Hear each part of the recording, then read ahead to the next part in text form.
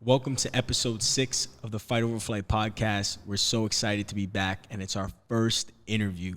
I'm honored to announce that it's my mother, Kimberly Roman. She's going to be talking about getting over childhood abuse, defeating cancer 3 times, and getting over a loss of a loved one while dealing with depression, dealing with being in a blender of emotions. She's really diving in deep. She's being completely honest and completely transparent. I know you're going to enjoy it. You're going to love her.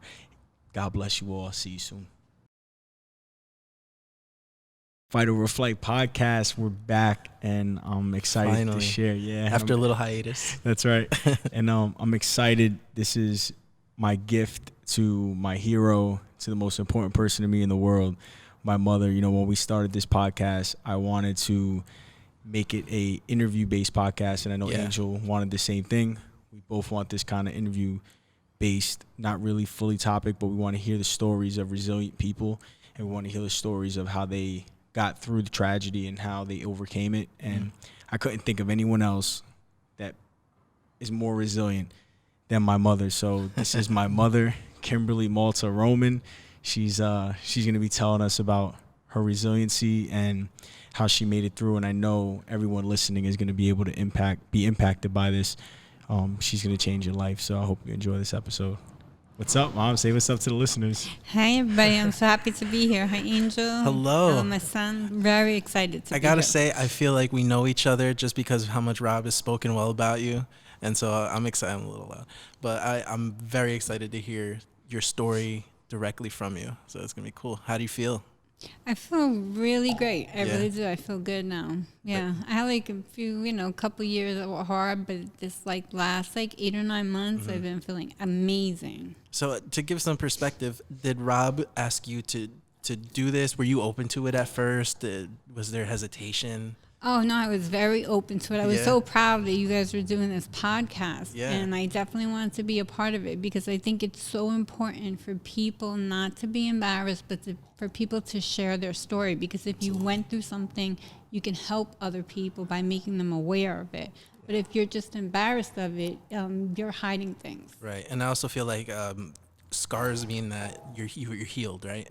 Yes. In a metaphorical sense. So when you're ready to talk about something, it's easier to see that people have been through it and have come out the other end in a positive way. So awesome. Yes. So so before we talk about the traumatic experiences and everything, so the listeners, if they don't know who you are, I mean, I know they follow me, they know who you are. Yeah. But tell us a little bit about yourself. You know where are you originally from, and what do you like to do now for fun? I mean, so just a little backstory about you. Okay. I'm from downtown Jersey City, New Jersey. I moved to Hoboken in 1996 because I wanted to raise my son in a good environment. I worked in the social service field for 20 plus years. And Jersey City wasn't the city that it is today back then. No, Yeah. it was very bad. I remember people in my class weren't allowed to go to my house because I lived in downtown because it was really bad. But, I enjoyed it. I had great friends. The same friends I grew up with, I'm still friends with now. So that's really a good thing. Right. Like I said, I worked 20 plus years in social service. I was always geared towards helping people. I worked in substance abuse programs, ex-offender programs, and the last job I had was working for welfare. So what was it that inspired you to go into that side of things, where substance abuse is something heavy? That's not something that everybody's cut out for, really, to be able to help people in those situations. What was it that kind of led you to help people there? Well, because of where I grew up, there was a lot of substance abuse. When I never, the only thing I tried when I was younger was weed, I mean, never did anything, but so many of my friends passed away, got into problems with drugs, so I really wanted to help people. Right. I didn't want to judge them. I wanted to help them because I knew that they had a disease. Right. And there's a big stigma, even up until maybe 10 years ago, right? There's a big stigma around substance abuse, especially opioids, Yeah. I mean, back in the 80s, there was the big crack epidemic. So there's a lot of stuff that was going on that people almost shunned people away instead of being able to kind of have them come towards them and help them, right? Yes, because they didn't want to accept that it's a disease. And it is Right. just maybe 30 years ago, people who had breast cancer did not want to talk about it because it was seen like, oh, it's too dirty, can't talk about breasts, you know, and people didn't want to talk about addiction. And now that it's happening across everywhere in America, now people are willing to talk about it. Right. This is coming from someone that she didn't even drink growing up. Like Yeah. she has a glass of wine and she's like, woo. She's like, oh, woo. Yeah, Oh, so me she's too. completely against like Yeah. all substance. She Yeah. really is. Yeah. Oh wow. Okay, so you get put in that, you put yourself into that situation where you're helping people that are going through kind of that crisis. Where does that lead you from there? Well, before I started working with substance abuse, I worked for City Welfare as an investigator. I was like 22 years old. And I also worked volunteering. I used to volunteer with AIDS babies in medical center where you went and you held them. And wow. a lot of them were substance abusers, so that kind of got me in the door. When I went on my first interview in New York, it was for a program, and I had like no experience. But because I was so passionate about it, she said, I think my friend is hiring, who is from Binding Together, and we're going to call you back. I'm going to call her. I never thought I would get that phone call, but I actually did get the phone call, and I became an outreach coordinator for them. And I went to like almost every state prison in New York State, Sing Sing. I went to Clinton, Rikers, everywhere. Wow. Yeah. That's great. Crazy. And what age did you have Rob? Or where was this, before or after Rob? This was after I had Robert. I had Robert Okay. in 1991. Okay. Yeah. What are you, 28, 29, something? No, I was like, well, I was like, yeah, I was. I want to be 20. delicate about this. Yeah, I was like 25, and then going to have. Oh, you know, my father 26. was 30. My yeah, father your father was 30. Yeah. It's okay. Yes, it's funny because, you know, I chose the law enforcement field because I always saw my mother growing up helping people. She Interesting. completely helped people, and I was like, how do I? And she always taught me, you know, put people's needs before your others, serve people, help them, be there for them. And I always saw that people would just gravitate towards my mother. And because people would just, I used to be like, why are people coming up to you? I mean, I remember her friend, it's funny, her friend would say that they'd be like in the women's bathroom at a club in like their 20s. Wow. And women would just go up to her and start crying and just talk to her. Wow. Yeah, So it's it was a calling. Yeah. Yeah, really what definitely it was. it was. Yeah. It was a calling. Like when the first time, which later on I guess we'll get into it. When I was in my therapist's office, my grandma used to take me to. I was about 9 years old, and the therapist said, "Your granddaughter doesn't need to come here anymore because she's taking my patients." I would like sit there in the waiting room and be like, "What's wrong? How can I help you?" Like, you know, pretend I was a doctor. Wow. Okay, so the experiences of like people coming up to you and almost, you know, pouring out their hearts to you, how much did that impact you when it came to what was going on next in your life? What was like the next phase or chapter in your life? You mean with the cancer? Yeah, I mean, we can go into that. So, Yeah, like I actually, so it's funny because you're going like right where I wanted to go. So basically, you know, people look at you and they say, okay, if anyone knows my mother, you know, she's extremely optimistic. She's very helpful. She's always trying to be there for others. But, you know, that comes at a high cost too. Right. You know, your own mental stability, your own, you know, and also when people are extremely optimistic and people look at the light, like people look at the world as it's so beautiful versus chaotic, people think, oh, that person was given everything. Well, that person's never experienced anything in their life. How can you be so optimistic? So I want to talk about, you know, I want to ask you now, I just kind of want to dive right into the purpose of why you're here and, you know, your story. I know your story, and I know I want everyone else to know your story, but you being so optimistic, you being, you know, the light of the world, you know, give us your traumatic experiences, because it wasn't always sunshines and rainbows for you. It's not like you were born and you were raised in this big, huge house, both parents, lived this luxurious life, never had issues. No, you had a ton of issues, and it's what creates the resiliency in you, because you had all these issues, all these problems going on, but you're still the light of the world. So how are you still the light of the world through those experiences, which we'll get into later, but can you give me the 3 most traumatic experiences in your life? Kind of just give me the 3 that you can think of, and then we'll just dive into them. Okay. Being a victim of child abuse, my dad dying, and cancer. So let's start from the beginning. So victim of child abuse. I mean, I don't know, you know, this is an open, basically, very transparent. So be as transparent as you want. So you can just start talking about it. Right. Well, Like my closest friends, like when I was younger, they all know my story. They know I was a victim. But a lot of people that I went to school with or meet, they never had any idea that I went through a hard time. They were, because I lived with my grandparents. They raised me and my dad. And I was like, what you would say, kind of spoiled. So they thought I always had an easy life. Wow. But I lived with my mother until I think I was like 8 or 9 years old. And she was physically abusive to me. And she was mentally abusive. Thank God my father and my grandparents got me away from them. But back then, they didn't really want to give custody to just a man. So my grandparents wound up getting custody of me. And somehow, I don't know how, my grandmother, she was just amazing. She's like, we have to take you to counseling. And that's where like that story came in, where I was trying to help patients. And I went for a year. And I always thought, like, that was it. That was the end of it. I dealt with it, I even remember telling the counselor, I'm like, he goes, I don't want you to think it's your fault. And I'm like, I don't think it's my fault. I think there's something wrong with her. And that's like, from learning from school and from with other clients, that's very rare. Yes. Because most people think it's their fault. But somehow inside me, like, I knew it wasn't. And like, to this day, I always felt very close to God. And after my mom would hit me, like I would like feel this presence touch me. I can't even explain it. But like my grandparents weren't allowed to talk about God to me or whatever. And I just knew that it was God. I felt it. And I just always felt it every night. But once my grandparents got custody of me and my dad, I didn't feel it as strong. But I realize now it was because like God was like literally wrapping his arms around me, protecting me. And like no one could change my mind about that because it was so strong. Yeah, well, I mean, there's a scripture that says, even if your mother and father shall forsake you, with everything the Lord will lift you up. And I think there's a big correlation between people that may feel alone when they're young and their closeness to God just because of that, because it's literally your most vulnerable state. Right. It's the most vulnerable possible place you could be in life. Mm-hmm. And I think that in those times, it's a lot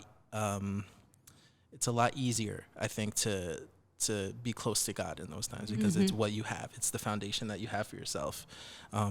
So that led you to a place where you were kind of predisposition to positivity. It feels like you were more leaning towards being positive in every aspect than most people would be, right? Because you said it was rare. What was the therapist or counselor's reaction when you were like He was surprised. I said, I remember him, and like I don't remember much, but I remember him telling my grandmother she's very rare because she doesn't think it's her fault. She doesn't hate her mother. She said something's wrong with her mother, and it's very rare. But it was like something inside me knew, like, and I really believe that was God. So like, how do we really believe it? How do they? Because now let's look at the listeners, and a lot of people that suffer from a lot of things going on in the world relates back to their childhood. That's like what a therapist always brings up. What happened in your childhood?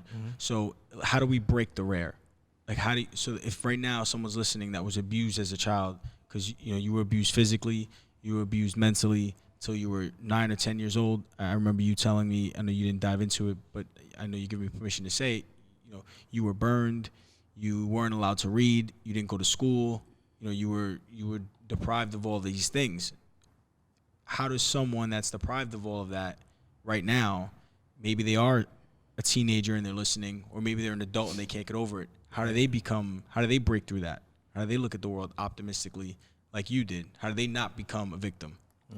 Well, I was lucky because I had my grandparents and my dad. Like, they were a very loving force, so they grabbed hold of me. And I was lucky because, God grabbed hold of me. But I think it's also I had gratitude. Like, instead of focusing on everything bad that happened, me not having a mother, because back then it was so embarrassing to say in school, people would be like, what happened to your mother? Right. Like, if you didn't have a father, that was normal, but not to have a mother, it was just like, like, so I used to always lie and say she died because I didn't want to get into the long story. So I've always started focusing on, well, I'm so lucky to have my grandparents. I'm so lucky to have my dad. And that it magnified the good and it made the bad, it minimized it. Seems insignificant almost. Right. Yeah. So that became like my focus of how lucky I was. So like people, you know, there's always something like good going on, even if you don't think there's people that have like horrific lives, you know what I mean? Yeah. But somewhere at some point it's going to get better, and just that little light you have to like hold on to and believe with all your might that light's going to get brighter and brighter for you. Wow. I like that, the gratitude, right? Yeah, That's like I a mean, foundation for resiliency, right? I mean, that's amazing.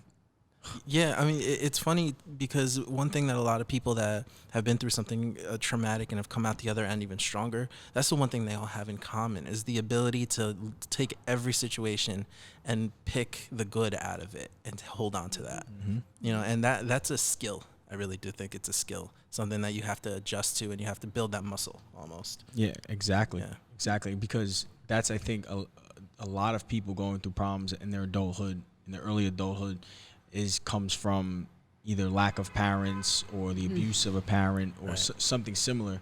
And it's good that they get to know that gratitude will take them a long way, because when you're in a hopeless state, you kind of think that, you know, since you're hopeless, you think there's no way out. Right. But you know, thank you for sharing that, because And it becomes increasingly easier to think there's no way out the more hopeless you get, or the more difficult your circumstance is. That's right. So to flip that on its head, it's a skill, like I said. Yeah, it's so funny because people think that because she's like the most. I think there's the cops are outside. Yeah, the cops, the ambulance. We're in Patterson right now, at the yeah. peanut factory, so you gotta excuse us. Yeah, let's let it go by a little bit. Kind of sounds like we played it, right? Yeah.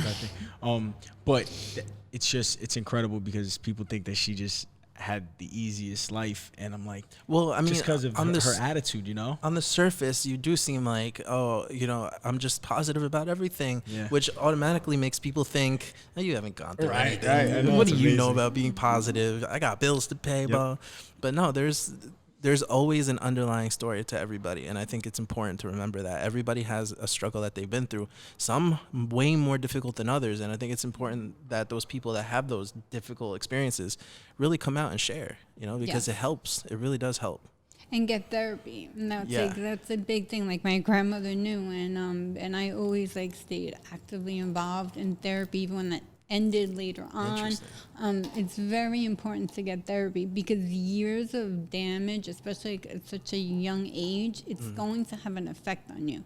But you know what? You could control it. You could go to counseling, and it helps. It helps you identify, wait a minute, I'm doing this because of this. Right. You know, so you're not sentenced to a life of the horrible life because you abused a child, but you're going to abuse your child. I never hit my son. You know what I mean? You're not sentenced to that type of life, but you do need, you just can't do it on your own. You do need therapy. You need to be in a group. If you don't have insurance, there's groups that meet for people that were abused when they were young, and they're Right. really helpful. Yep. Wow. So I think that's such a good point. Therapy has been something that's been a big topic lately, just in pop culture in general. Mental health has been a huge topic, and it seems like less and less people are scared to come out with their stories, which I think is a really good thing. Yes. And it's easier for people to say, hey, I need therapy. Yeah, and this is what the Fight Over Flight podcast is. It's Yeah. like a peer-to-peer network where Right. you can reach out to us. You know, you're going to be able to connect with, you know, my mother if you need to ask any questions, or any other guests. You're going to be able to connect, because that's what we're trying to do. We're trying to bridge the gap between you thinking that asking for help is weak, Right. and showing you that no, it's actually a strength. And so, but also, Mom, I'd like you to touch on it not being just because you're positive one day, it may come back. Like it may surface in a depression or an anxiety. And then how do you deal with it then? Because, you know, the traumatic experiences, you know, when you got cancer. So we'll go over the next one. When you got cancer and when you lost your father, it was a crazy amount of events, and all of that stuff starts to resurface. So Right. can you talk about now, you know, about that? Well, he's exactly right. When I got cancer, that's really, even though I thought I had put all those issues to bed, no, I didn't, because when I got cancer, it showed me. I was used to being like very in control of my life. Everything was like the way it was supposed to go. You know, even with my son, like being in school, taking him to baseball, everything, like I I thought like I was in control of everything, Right. which is definitely not good to do, because when an illness happens or a death like cancer, I literally was not in control anymore. You know, I was told first, January 2016 when I got cancer. What kind of cancer? Colorectal cancer, stage 1. You'll never get it again. You have nothing to worry about. Not by one doctor, not by 2, but by 3. Right. By August of that year, it came back again. Wow. Then the following year, it was back again. So that like shakes your confidence, because now it's like I didn't have any control over my health. I was in the hospital 22 times in less than 3 years because I had obstructions, antibiotic-resistant infections, the regular surgery. I had an ileostomy bag. I had a reversal. So it was like everything was so out of control. I didn't know from one day to another day, am I going to be sick? Am I going to be in the hospital? I couldn't make plans. Everything felt so out of control that I got so depressed. Right. You know, and through therapy, I learned that's because I'm like used to controlling things, and now I have control over nothing. Like my father died. Not only was he just, you know, people lose their parents, but my dad was my hero. My dad was my rescuer. My dad saved my life. So here I'm at a point where where you need him most. where I need him, like, and my life is at risk. And my hero, like to him, he was my savior. He dies, you know, and it kind of, if it wasn't for my son, like really, it would have been easy to give up. Because sometimes like you go through so much and the pain and the... Right. That's what I was kind of wondering. There's always a point. So one of my siblings has cancer. She has breast cancer. She's had it twice. And there's always a point where you hear the news, and then there's a point where you almost accept and learn to cope and do whatever you need to do to get out of it. But in between that is a dark, dark area. For some people, it lasts a short time. Some people, it lasts a super long time. What was that like for you, that little season of like between hearing it and accepting it? It was a roller coaster, because I would think, okay, I'm gonna beat this, and then it will come back, or you know, I'm not gonna be in the hospital anymore. And like literally, practically every month, I was in the hospital from something else.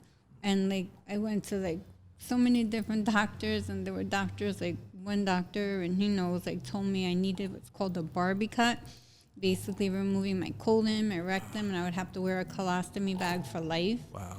And my son said, you know, I told him honestly, you know, you can't expect me to do this. Like at that point, like didn't want to live, you know? Yeah. And then my son was like, but then I thought about that selfish, you know what I mean? I'm so lucky to have life. And my son said, Mom, let's get a second opinion. I got a second opinion. They were able to do the surgery with no problem. You know, I needed it back temporarily. Right. Yeah, it was like a fifth opinion. But, you know, you have to do your research. Everybody do your research. Don't trust, like, one doctor. That's, like, my biggest thing to tell you. Like, do your research. And the reason why it was such a roller coaster was, and my son was like against this from the start, because he knows I'm very sensitive, and I joined all these cancer groups on Facebook. Right. And people were dying. People who you were listening to talk about this were on the phone were dying, or they were like saying they were cancer free, and then a year later they were dead. And when I tell you that was devastating to me, it was just devastating. It was like feeling like a punch in the gut every time I would log on, and I would see that. Even though I never met some of these people physically in person. Yeah, you still feel a kinship. Yeah, and I just felt like so connected, you know, and that was like the roller coaster. And my son was like, Mom, you need to get out of the groups. And he kept telling me, my therapist was like, yeah, you need to get out of the group. And once I got out of the group, I felt guilty, because I'm like, no, but they helped me, you know. But some of them I got out of, but of course I have friends from the group on Facebook. Right. And so far 11 from November to now have passed away. I'm so sorry. So now you're, for that, because I know you want to be in the group because you want to be an arm for them, so you want to help them, you want to be a shoulder for them. But let's so the listeners understand, it's good to help people, but there's nothing more important than your health first. Right. So if you're not in a situation where, and correct me if I'm wrong, but if you're not in a situation where you're still struggling and your mental health is at stake, and there's just, you're in this roller coaster. You can't hop on another roller coaster as well. You have to kind of get yourself grounded first, get you healthy, Right. You have surround to yourself. have an overflow. Right. Surround yourself with positive people, with people of light, with people who are doing things in your life. And this is, I'm speaking from experience because I would see her go through this. Yeah. I would see her, severely depressed of the people passing away and this, and she just felt obligated to still be part of it. And, I feel horrible for everyone passing away, but the thing is that it would be like me following a Facebook group of just seeing like, say there was a Facebook group created of the death of the world or major car accidents, and you just see it all the time. If I'm not in a place to help someone, then that's going to destroy me. So I would tell her, look, we need to surround you around people of light, people of going through good things, people of positivity, like people who are moving forward in their life, just so you can now break out of your storm. You can get through that, and then once you get to the other side, now you can reach back and start pulling people up. So Actually, I'm curious about your opinion because I agree with that. Yeah. I think sometimes you get oversaturated with the things that are an immediate conflict with you, right? So it's like I need to help myself by helping these people, but that is in turn affecting me. But with my sister, what I've noticed is that I don't know if it's for everybody that she's surrounded by, but a lot of people, when they're hanging out, it's not necessarily always helpful to talk about it, right? Like it's kind of helpful or therapeutic, and I'm interested to know your take on this. It's therapeutic to almost pretend it's not happening sometimes. Yeah. Is that? Yes, sometimes it's very therapeutic to like just pretend it's not happening, right. And like what he was saying, the way that a monk explained this to me, if every time I did something, I would get 2 broken arms because I'm trying to help somebody lift something, but I keep breaking my arms.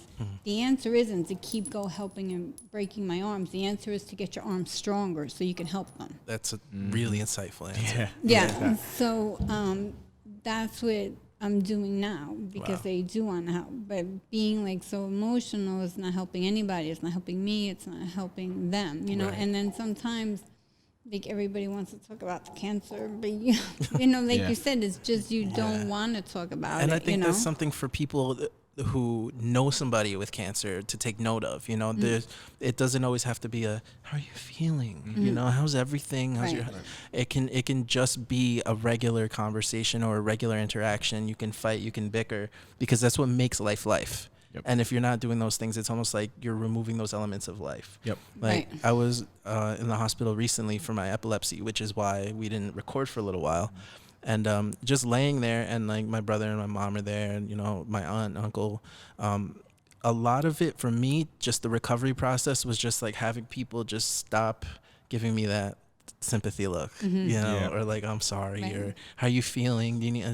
Just let me kind of take my own power again. You know exactly, like joke around, laugh. Right. Make it, Rob visited me, and we were cracking jokes. And it's funny. Like the first thing I said to you was, if you wanted to get out of the podcast, you could have done something less dramatic than having an epilepsy attack. And then he took my picture. Yeah. Like it's just, and that's what I wanted. And Mom, you could give insight to this, because it's actually the follow-up question is, when this was happening to you, what advice can you give someone that's in the blender, right? The blender is just whipping you around. Life's whipping you around. Yeah, colon cancer 3 times. The surgeries after colon cancer was even more of a hassle because you had to go through more stuff. So you're in the blender of life.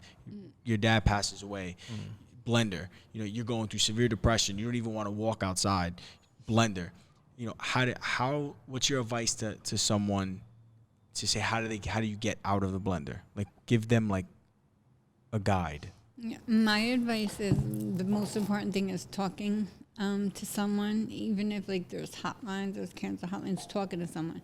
But the worst mistake I made was I stopped doing things for myself. Even something as simple, because I was so depressed, as brushing my hair. My 2 friends had to come to the hospital, and like it took them 2.5 hours to get the knots out of my hair to brush my own hair. Right. And what? Yeah, just pull the mic a little. Okay, sorry. There you go. What you the physical therapist, I've been in physical therapy now for like 8 months, and I finally have my energy back. And he told me what you work so hard to get, it's so easy to lose. So if you get sick again, still try to move, still walk, still Right. do this. And I think it's that time in the podcast where I bring up Jordan Peterson Yeah. because I do every episode. Yeah. Yeah. You And do. Oh yes. he you do. says That's something really insightful along those lines. When somebody's dealing with something traumatic, or they're in recovery, or they're depressed, or even elderly, you know, is what he said. The biggest mistake you can make for them is doing things for them if they can do it for themselves. You want to help them do it, but not necessarily do everything for them, because then you're removing the responsibility over their own lives. yes. That's so insightful that you bring that up, because I think, and I've seen it a lot with different people that I've interacted with. A lot of the kind of deteriorating of their own hope, it comes from that. It's like, okay, I just don't need to do anything. I can just rely on others.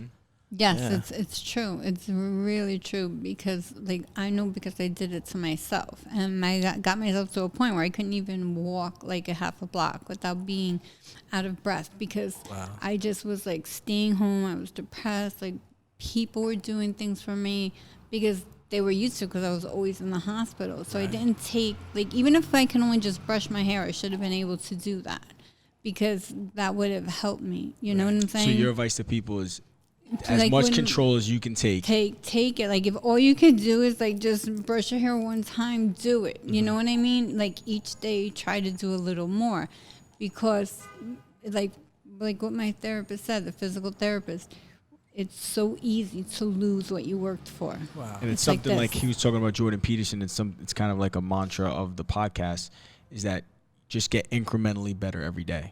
Right. Yes. And that's Yeah.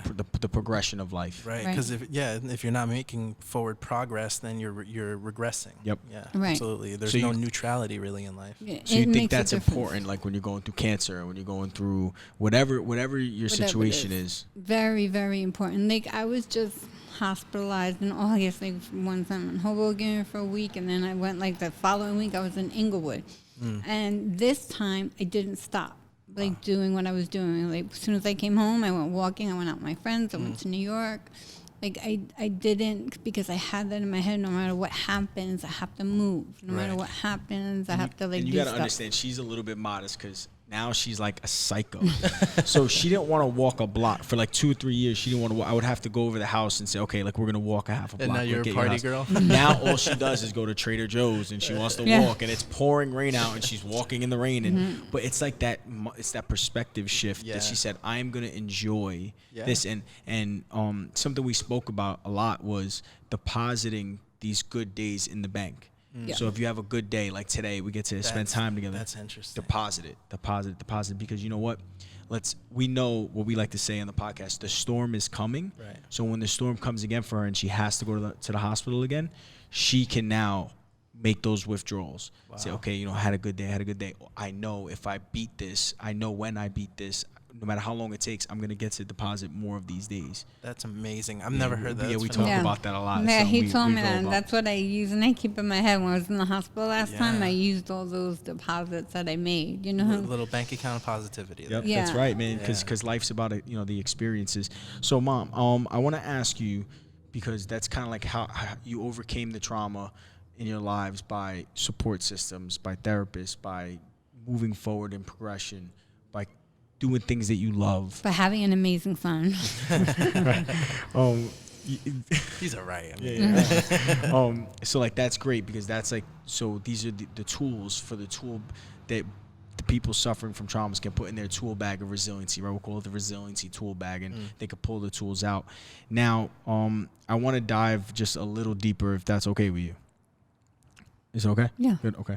Okay. So, what was your biggest mistake, or you would say mistake or failure, either during or after your trauma? Like, this is something that you want to tell the listeners to avoid. I know you touched a little bit on it with what we were just talking about. Yep. But is there something else that kind of sticks out to you? Like, what do you want anybody in the blender to avoid doing besides like the Facebook groups, like being around, just that kind of environment? What would you say to avoid as well? Getting too deep into your own head. Like, really, I think that's a big thing. Just constantly thinking, like, oh, well, what does it matter? This could come back, or this could happen, or that could happen. Constantly being afraid. Like, anytime I would get, like, a pain here, I'm like, oh, my God, is the cancer back? Oh, my God, am I going to have another blockage?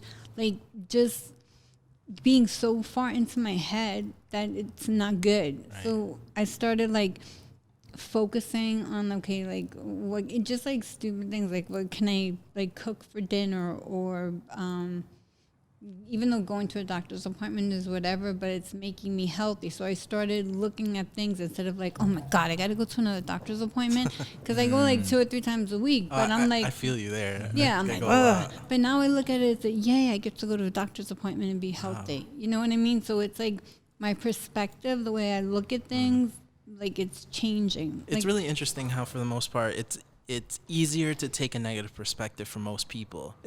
I find it really fascinating, because you see stories like yours, and for the most part, it's those little decisions that make all the difference in the end. Just saying, oh, I get to go to the doctor, I get to go out to the grocery store. Those are huge victories. Right. Yeah. And it is, and it's like, I'm so excited. I'm like, oh my God, I walked, or oh my God, I cooked dinner. Like, and it sounds like people are probably like, wow, big deal. Yeah. But for me, it was such a big deal, because I hadn't done it. Like, I was very active before, then I got sick. So I went from being very active, doing everything, going dancing all the time, to doing absolutely nothing, staying in my house. Just, it was horrible. Wow. And now I'm back to, like, doing things. It took time, but, I had a test, I would say, by like the last 2 hospitalizations. Wow. And I still went out, and I still did what I had to do as soon as I came home. So you're where Rob gets his dance moves from. Yeah, that's right. Yes, That's yes, right. yes. Yeah, that's great, because that's important. I think that people need to know that there are mistakes that are going to be made, in the road through the storm, but you can overcome them, and it's something I love what you said earlier today, when you said, it's not a life sentence. Like, if you get abused as a child, or if you have cancer, or if you're depressed or whatever, it's not a life sentence. Even if you're terminally ill, it's not a life sentence, Right. because if you have 6 months to live, I mean, I can't even imagine being in that situation, but you can still have so many memorable times. And to talk about one of your other traumas, we share the trauma, we share all your traumas, but the one, me losing my grandfather, her father, he had like 10 different cancers. Wow. And, basically there was a time where we knew the end was near, and our favorite days of the year were always Thanksgiving and always Christmas, because we would like make it a huge event. Yeah. We'd go down there, and, I remember like Italian it being from Hoboken. Yeah, and I remember it being like, like us just knowing that this most likely is going to be our last Thanksgiving, and this most likely is going to be our last Christmas. He had brain surgery, and we were like, can he make it past Christmas? Right. And he passed away January 11th, 2017. So we had New Year, we had Thanksgiving, we had Christmas, and he was so sick he couldn't even really eat during Thanksgiving. But we had such a good time, Yeah. and he knew more than anyone else that it was. I know that like the end was near, but we had such an amazing Thanksgiving. Right. Like we ate, like he watched us eat food. We watched football together. We had such an amazing time. And then Christmas, we had such an amazing time, and we laughed. And and then a month later, he passed. Less than a month later, Christmas and January 11th, he passed away. And it was just like, The perfect. It's not a life sentence. It was the perfect closure. Yeah, and it's just not a life. Like Yeah. you have an incredible opportunity, no matter what you're going through, to just win, Right. to just win in this life. And it's it's rough, but yeah, it's a little. Let me. Yeah, you could do it. It's a little. This is probably going to be your answer, your father. But who do you think, looking back, hindsight, would be the most influential person going through all these kind of difficult times? And we can take a break if you want. No, I'm good. Yeah, let's get like a. I always like thinking of my dad. As long as I don't have mascara running down my face, I'm you're good. good. It's just part of life. Yeah, maybe like maybe like person you don't know, so like a famous person, maybe in a book or something, and then that's a maybe good one or two people that you personally know. Well, personally, I definitely know. It's like, it's a tie between my grandparents, my dad, and my son, because they've all had, like, when I was like on the edge of a cliff, they pulled me back in Wow. one way or another. Right. So it's tied, because with 3 of them, definitely. Right. For someone that I don't know, that's like famous or whatever, Cardi B, maybe. no, it would have to be the Dalai Lama, because Amazing. he's like about kindness and peace, and like he believes in a positive mindset, and he shows how, which I've done a lot, is meditation and has worked, especially before surgery. Right. You know, not like deep meditation, but 20 minutes Yeah. of, you know, like, because you're laying there at a table, you're waiting for them to get ready, you know what I'm saying? And just like sitting there thinking, and that's like really helped me. And Becoming present to the moment Right. and just, accepting kind of the universe and everything. right. Yeah, of course. And helped me like with my father's passing, knowing, you know, like that because it's, we're all going to die, right? But my father's death, you know, thanks to his wife too, we were there for it. Like, I was sitting on the chair. My son was sleeping behind his medical bed, like, because his wife had it moved to the house. Okay. And when he went to sleep that night, you know, like, I remember, you know, we had to give him morphine drops. And, like, he was like, oh, like, he didn't want. I'm like, Dad, I just want to make you feel better, you know. And he looked like a little bit uncomfortable. And I remember him looking straight ahead, like if he saw something, and he kept blinking. And I went and I sat down on the, you know, the chair, the recliner, and I fell asleep. And, and I fell asleep. And when I woke up a few hours later, I could feel in the room, I could feel it, that he had already passed. I knew it before I turned around. Oh. But it was so beautiful. He was like turned towards like my son was here and I was here, and before he was more towards the door, he was turned towards facing us, like his body position, and he looked so peaceful. Wow. That it helped so much. So every time when I get sad or I think about it, I think about how peaceful like that moment was. Like, he was such a good man that he died such a peaceful death, surrounded by his loved ones. Right. It's a blessing, really, to be able to go out like that. Yep. Yes. It is, yeah. It was like made me so happy, because it's like from the type of life that he led and what he did, you know. He was like a great dad. I The was most always amazing number man one. ever. Yeah. Wow. Yeah, that's a crazy emotional topic. Of course. Especially for me. So I'm gonna just go next. Yeah. So okay, so we you know, now that we have everything, and you know, now by the way, she booked a flight with my aunt to Italy. She's never been leaving you. She's never been anywhere in the like out of the country. Oh, And you're gonna love I've never Italy. been to Europe, and she's like, oh, we booked our trip to Italy. Her and my aunt. Like, Yeah, we're so going now in she's April. she's fully living life to the max, That's and amazing. it is Yeah. amazing, because to see for 3 years the the blender that she was in, it was very difficult to think that I was gonna lose my mom and my grandfather in the same year, because that, and then, you know, to get real, that's a real thing. I mean, Right. if you know someone that's suffering, if you know someone that is going through cancer, going through depression, going through, you know, anything that's severely impacting their life, you know, you need to be there for them. Don't take it for granted. Don't say, oh, you know what, we got into a fight, you know, whatever it is. You need to be there for them. You need to be at their side. You need to get them through the storm. You need to help them, because you may not get another chance. And I thought I was going to lose my mom. You know, before I lost my grandfather, I knew that was coming, and I said, I can't lose both of them. And it was just, you know, I wanted to spend every waking moment with them, and you have to sacrifice. You know, you have to, you know, not go out or not go on vacations and not do things just to be by their side, because it's very important. Because if they take their life, what could you have done? You know, if the person, your coworker, your family member, if right now you think they're on the edge, don't be scared. Don't be afraid. Be brave and help them out. Right. Going the extra mile it never goes in vain. It's just something that you should always be willing to do for somebody that seems like they're going through a hard time, or actually is really going through a hard time. It's never wasted. Yep. Yeah, you never Exactly. regret. Yeah, You you're never never regret. it. Like, I never regret that only time that I spent with my dad. Yep. Never regret Right. it. And he brought up such a good point. If someone is going through cancer, going through a hard time, and even me, someone that's positive, that even my oncologist and my surgeon, they're like, we love you, because every time we walked in a room, no matter what, you were smiling. And it was true, I was smiling, but I wasn't smiling on the inside. But somehow he had like, he was very perceptive, and he knew me, like, he knew that I wasn't happy. And things, like, you know, first of all, you're on pain medication. I was on a lot of pain medication.